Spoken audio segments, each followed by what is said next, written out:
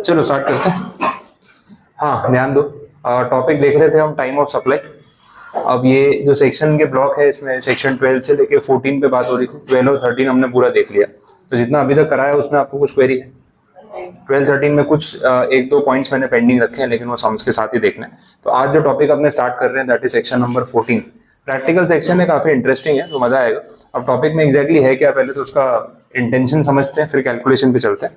Section 14 में जो situation दे रखी है वो बहुत प्रैक्टिकल सिचुएशन है, इसलिए सेक्शन मजेदार है और लॉजिकली बनाया गया। तो आपको at the end of the topic ना चीजें रटने की जरूरत नहीं पड़ेगी, लॉजिकली समझ में आ जाएगा तो अपने आप याद हो जाएगा। वैसे पॉइंट ये है कि हमने जो अभी तक ट्रांजेक्शन देखा टाइम और सप्लाई को लेकर जो बातें हो रही थी, उसमें मैंने आपको बोला कि एक कोई भी ट्रांजेक्शन के अंदर ना तीन चीजें होती है एज एन इवेंट। एक तो होता है सप्लाई, चाहे गुड्स का हो या सर्विसेज का हो, this is a common section. दूसरा है इनवॉइस इशू होना और तीसरा है पेमेंट रिसीव करना। अब ये तीनों इवेंट्स एक ट्रांजैक्शन का हिस्सा है और ये तीनों सेम डेट पे सेम टाइम पे होंगे ऐसा नेसेसरी नहीं, वो हम देख चुके हैं। अब बात ये है कि जीएसटी के जो रेट्स है वो आपको दिए हुए हैं जीएसटी टैरिफ में, और ये टैरिफ जो है वो डिसाइड करती है GST council. GST council regular meetings करती रहती है। 2017 से लेके अभी तक 53 या 54 से ज्यादा मीटिंग्स हो चुकी है। तो ऑन एन एवरेज महीने में एक बार तो मिलते होंगे, ऐसा हम मान सकते हैं। पहले तो बहुत फ्रीक्वेंटली 15-15 दिन, 2-2 हफ्ते में मीटिंग हो जाती थी, लेकिन कोविड के बाद थोड़ा जीएसटी सेटल भी हो गया, तो अब मीटिंग्स की फ्रीक्वेंट रिक्वायरमेंट नहीं रहती। तो भी एवरेज इतने साल में, 6-7 साल में आप देख सकते हो, तो 55 मीटिंग्स इतनी अप्रोक्सीमेटली हुई है। एक दो नंबर इधर उधर हो सकता है। अब ये मीटिंग्स के अंदर जब डिसीजन लिया जाता है तो ऐसे होता है, एकदम इम्प्रॉम्प्ट होता है। पहले से सारी चीजें डिसाइडेड है, मीटिंग है, मीटिंग में रिजोल्यूशन पास किया, रिजोल्यूशन पास हो गया, आज रात 12 बजे से नए रेट्स एप्लीकेबल। कोई 5% का 12 हो गया, कोई 18 से 12 पे आ गया, कोई 12 से 28 पे आ गया, जो भी चेंजेस उन्होंने अप्रूव किए होंगे वो, तो इमीडिएटली रेट चेंज हो जाते हैं। तो ये जब इमीडिएट रेट चेंज होता है ना, इसका इम्पैक्ट अपने ट्रांजेक्शन पे पड़ता है। अभी ऐसा है कि अपने बीच में ट्रांजेक्शन चल रहा था, मैंने गुड सप्लाई कर दिए थे, इनवॉइस भेजना बाकी था, पेमेंट आना बाकी था, ऐसा हो सकता है। दूसरा कॉम्बिनेशन हो सकता है इसमें, इनवॉइस मैंने भेज दिया था, आपके पैसे नहीं आए थे अभी तक, लेकिन सप्लाई हो चुका है। दूसरा बोला है कि भाई सप्लाई हो गया, पेमेंट कुछ एडवांस आ गया था, बिल बनाना बाकी था। मतलब ट्रांजेक्शन बीच में चल रहा है और इन बिटवीन रेट चेंज हो गए। अब सवाल ये उठता है कि रेट पुराना वाला लगेगा या नया वाला, ये कंफ्यूजन होगा। अब असेसी क्या कोशिश करेगा, विच एवर इज लोअर। जब कुछ नहीं बोला है तो मैं तो वो रेट लगाऊंगा जिसमें मेरे क्लाइंट का पैसा बचता हो, ताकि मेरी सेल बेटर हो। और गवर्नमेंट क्या सोचेगी, भाई हमारा रेवेन्यू हमें प्रोटेक्ट करना है। तो गवर्नमेंट ने यहाँ पे सेक्शन में ऐसा नहीं बोला कि हम विच एवर इज हायर का रूल लगाएंगे, उन्होंने ओल्ड वर्सेज न्यू का पैरामीटर फिक्स कर दिया कि भाई देखो ओल्ड रेट लगेगा या न्यू रेट, वो हम फिक्स कर देते हैं। अब रेट बढ़ा है या कम हुआ है वो आपके नसीब पे। तो हमें विच एवर इज हायर नहीं चाहिए, हम अटैक नहीं करना चाहते, हम अपना रेवेन्यू डिफेंड करना चाहते हैं कि भाई आप इसका गलत फायदा नहीं उठा लो। अब इस सिचुएशन को कैसे हम सेक्शन में इनकॉर्पोरेट करें या कैलकुलेशन कैसे करें, तो उसके लिए 3 पैरामीटर है, सप्लाई, इनवॉइस एंड पेमेंट। 3 चीजें आपके सामने। अब कंपैरिजन में ना 3 डायमेंशन में कंपैरिजन नहीं हो सकता। मैं सप्लाई, इनवॉइस और पेमेंट तीनों को वेरिएबल बना दूं तो ऐसे कॉम्बिनेशंस बनाते बनाते तो डिसीजन लेना बहुत डिफिकल्ट हो जाएगा। 2 डायमेंशन में कंपैरिजन हो सकता है, 3 में नहीं हो सकता। तो इन्होंने ऐसा बोला कि 3 वेरिएबल में से ना एक को कांस्टेंट बनाना पड़ेगा, मतलब कोई एक चीज पहले फिक्स कर लो। तो वो जो एक चीज इन्होंने फिक्स की ना, that is supply. Supply, invoice, payment, 3 में से सप्लाई वाले पैरामीटर को फिक्स कर दिया। जब पहला कैलकुलेशन हम कर रहे हैं, हम ये अजम्पशन पे चलेंगे कि जिस दिन रेट चेंज हुआ उससे पहले सप्लाई हो चुका था, supply was done before the change in the rate of GST. अब इनवॉइस और पेमेंट में अलग अलग कॉम्बिनेशन ले लेंगे कि इनवॉइस पहले इशू हुआ था या नहीं, पेमेंट पहले आया था या नहीं, वॉट एवर इट इज। तो वो हमें कॉम्बिनेशन यहाँ पे देखने हैं। फिर हम नेक्स्ट पार्ट में क्या करेंगे, supply was done after the change in the rate of GST, और उसके बेसिस पे इनवॉइस और पेमेंट को वेरिएबल कर देंगे। तो टोटल 6 इंस्टेंसेस बनते हैं, 6 कॉम्बिनेशंस बनते हैं, और उसमें कौन सा रेट लगेगा वो सेक्शन हमें प्रिस्क्राइब करता है। क्लियर? अब इस चीज को प्रेजेंट करना हो ना तो हमें टेबुलर फॉर्मेट में प्रेजेंट कर सकते हैं, जिससे आपके लिए चीजों को याद करना इजी हो जाएगा। अभी पहले से बुक में आप मत देखो तो बेटर है, क्योंकि यहाँ समझाता जाऊंगा, कंसेप्ट बताऊंगा तो आपको याद हो जाएगा। फिर आप बुक में देख के उसको टैली कर लेना, सब लिखा हुआ है उसमें, ठीक है? वैसा है। तो पहला जो पैरामीटर हम फिक्स कर रहे हैं, जो चीजें फिक्स करनी है पहले वो कर लेते हैं। जो ओल्ड रेट है वो है 5%, ऐसा मान लेते हैं। अच्छा, जो न्यू रेट इम्पोज किया जीएसटी काउंसिल ने वो हो गया 12%, और ये चेंजेस आज ही के दिन हुए, 7 अगस्त 2025। आज से रेट चेंज हो गए। मतलब कल मीटिंग हुई थी, रात को 12 बजे से डिसीजन आ गया है, आज कौन सा रेट एप्लीकेबल है, 12%। कल तक कौन सा था 5%, तो ये चेंज हो चुका है। अब जो पैरामीटर है उसमें हम सबसे पहले ये अज्यूम कर रहे हैं कि जो सप्लाई ऑफ गुड्स हुआ था ना वो ऑलरेडी हो चुका है, तो इसको मैं लिखूंगा बिफोर, मतलब 7 तारीख से पहले। कल सप्लाई हो गया था, 2 दिन पहले हो गया था, 4 दिन पहले हो गया, आप कुछ भी अज्यूम कर सकते हो।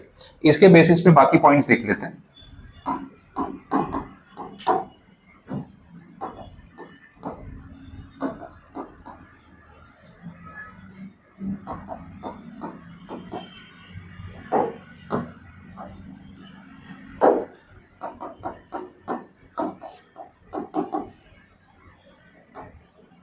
ऐसे टेबल्स बना लेते हैं। 3 सिचुएशन होगी यहाँ पे।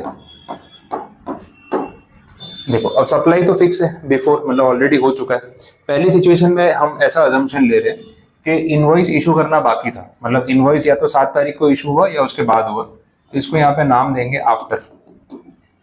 अच्छा, दूसरा पेमेंट बोले वो भी बाकी था, ये एक पॉसिबिलिटी है।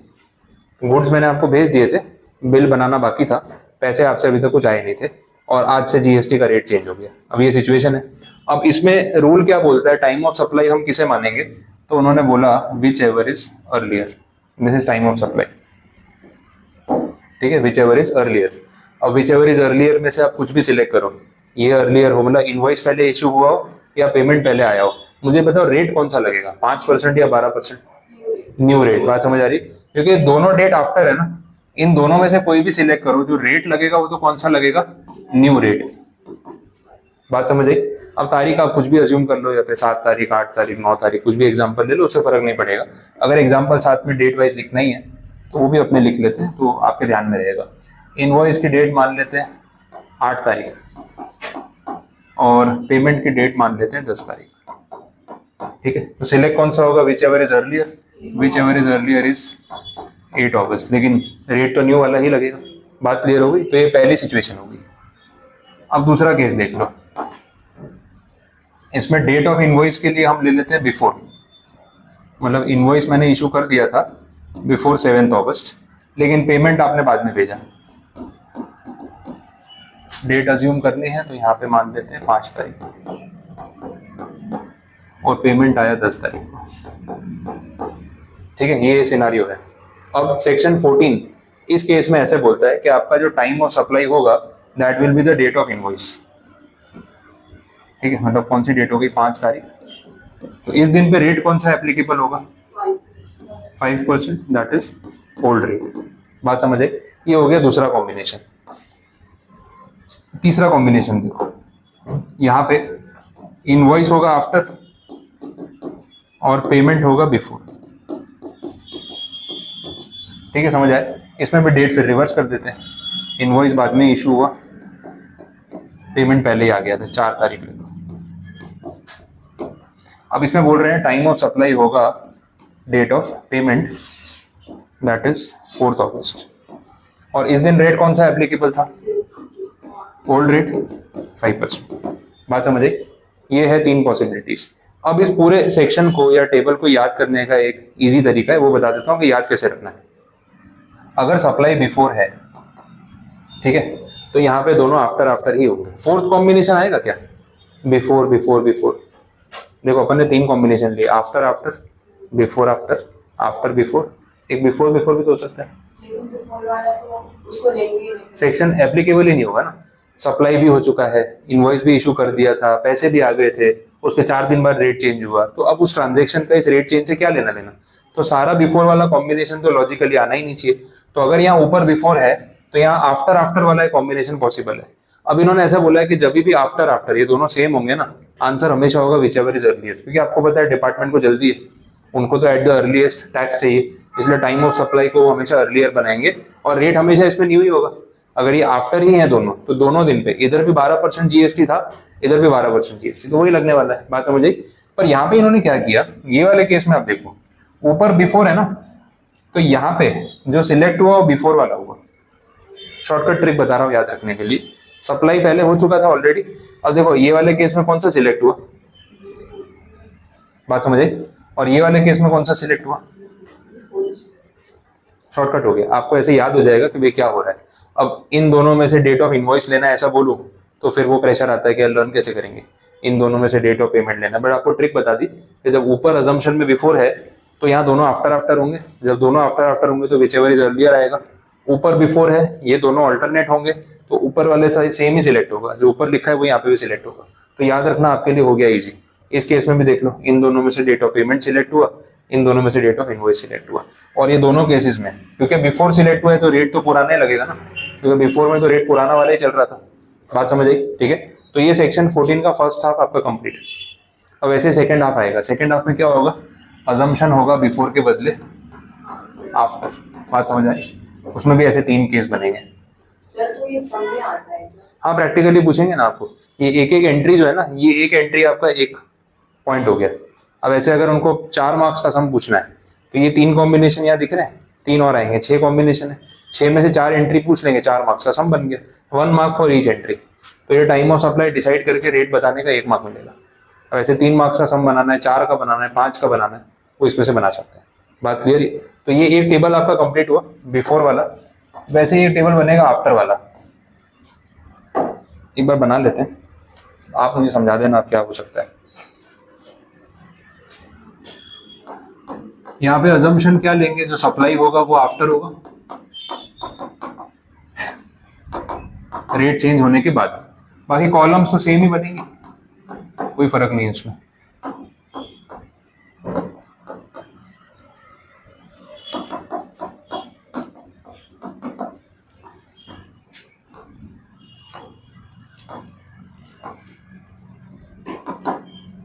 अब देखो, क्योंकि सप्लाई ऊपर आफ्टर है तो यहाँ पे पहला कॉम्बिनेशन कौन सा ले सकते हैं अपने, बिफोर वाला।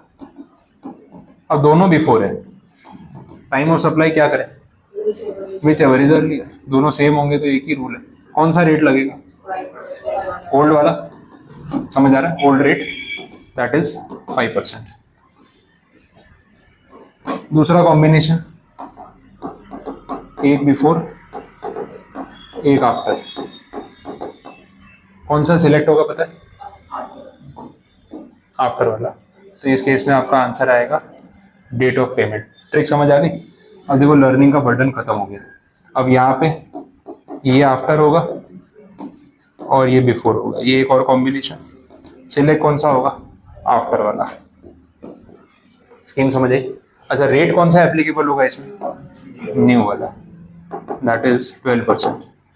और यहाँ पे भी न्यू वाला 12%, क्योंकि जिसमें आफ्टर है वो सिलेक्ट हुआ, जिसमें आफ्टर है वो सिलेक्ट हुआ। ट्रिक पता चल गई? अब डेट तो आप कोई भी ले लो तो कोई प्रॉब्लम है ही नहीं। तो ये 6 इंस्टेंसेस पूरे सेक्शन में दे रखे हैं। एक में हमने सप्लाई को बिफोर अज्यूम कर लिया, एक में आफ्टर। अब देखो 3 पैरामीटर थे ना, 1, 2 और 3। मैं तीनों को वेरिएबल रखता तो 3 डायमेंशनल टेबल कैसे बनाऊं? 2 डायमेंशन बन सकते हैं ना, कि रो और कॉलम करके 2 चीजें कंपेयर हो सकती है। 3 कंपेयर करने जाता तो कैसे लिखता? इसलिए फिर हमने क्या किया, एक को फिक्स कर दिया एक बार, सप्लाई बिफोर तो उसमें 3 केस, सप्लाई आफ्टर उसमें 3 केस, टोटल 6 केसेस हो गए।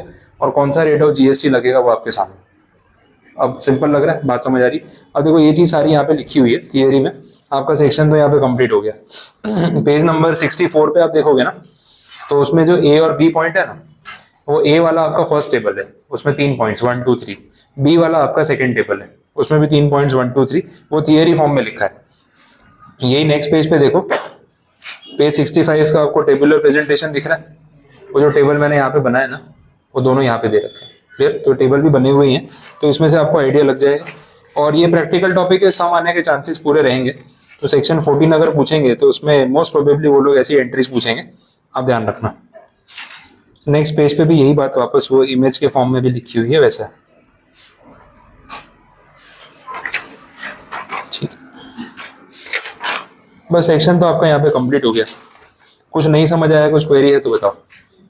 क्लियर हुआ? सेक्शन 14 यहाँ पे कंप्लीट, बस इतना है। अब इसके बाद में ना इलस्ट्रेशंस दे रखे हैं जो पेज 69 से स्टार्ट हो रहे हैं। वो 7 इलस्ट्रेशंस जो है वो तीनों सेक्शन के, 12, 13, 14 के। अब ये कल ही मैं कराऊंगा, आज नहीं कराने वाला हूँ। रीजन बीइंग कि आपको आज पूरा 12, 13, 14 एक बार रिवाइज करके आने का टाइम दे रहा हूँ। कोई जल्दी नहीं है, आराम से तीनों सेक्शंस पढ़ के हो। कल जब अपने ये टॉपिक स्टार्ट करेंगे सम्स, तो आपको सेक्शन क्लिक होना चाहिए। फिर आप तब कंडीशन ढूंढ रहे हो, वो मजा नहीं आएगा सम्स करने में। तो इसलिए आज नहीं करा रहा हूँ, नहीं तो आज करा देता तो वो भी जाते। बट कोई जल्दी नहीं है, आपको कल तीनों सेक्शन, ये वाला इंक्लूडेड, पूरा रिवाइज करके आना है। और उसके बेसिस पे कल अपने इलस्ट्रेशन यहाँ पे सारे कंप्लीट कर लेंगे। और ये इलस्ट्रेशन के साथ साथ जो पेंडिंग पॉइंट्स है तीनों सेक्शन में, सेक्शन 31, सबसेक्शन 4, सबसेक्शन 7, एक सेक्शन 2 का क्लॉज नंबर 12 है जो बीच में पेंडिंग था इन बिटवीन, जो अपन ने स्किप किया, वो सारा कल कंप्लीट करेंगे। तो ये पूरा चैप्टर विद इलस्ट्रेशन कल पैकअप होगा। इसमें से आपको कुछ पूछना है, कुछ क्वेरी है तो बता दो। क्लियर है? बस इतना ही रखते हैं, ज्यादा टॉपिक नहीं करा रहा है।